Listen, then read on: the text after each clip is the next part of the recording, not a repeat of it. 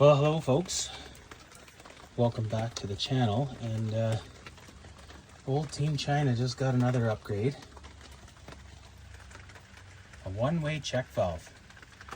These are made by Evil Energy. I'll put a post up in the community section there if you want to link to these. I just spent like an hour looking for this thing.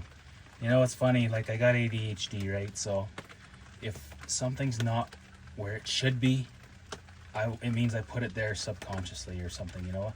So I was getting mad at myself for not putting it where it should have been. I looked and looked and looked. I looked at all my secondary places and even maybe a third stupid place that I might put it. Nope, couldn't find it.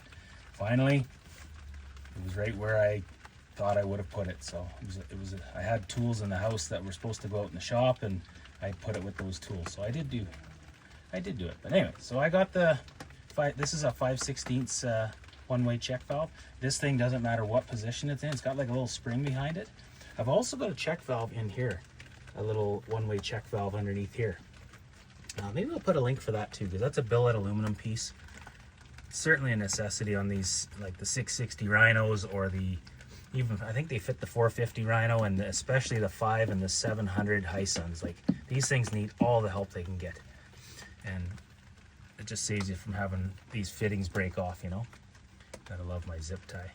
I'm the only guy crazy enough to take a piece of shit like this out into the mountains. But it adds to the story, right? Adds to the challenge. I'm gonna do some intake mods too. This is a pretty small hole, and I think this thing's already running just slightly rich. It freaking actually runs like a top. I got this thing dialed right in. But that's gotta go, because it's a bigger opening right here, you know? So I'm gonna put a bigger tube on there. But anyhow, back to this. I haven't seen any bubbles whatsoever, so I'm hoping... Oh, wait a sec, I see a little bubble. Do I see a bubble? You see a bubble there, folks? Maybe I do.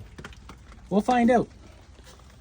We'll see if it bleeds back or if it stays in the carb, because what happens is this thing siphons back into the tank, and then you gotta... Like, it's fine if you're just using it that day, but if you let it sit for a few days, I don't know.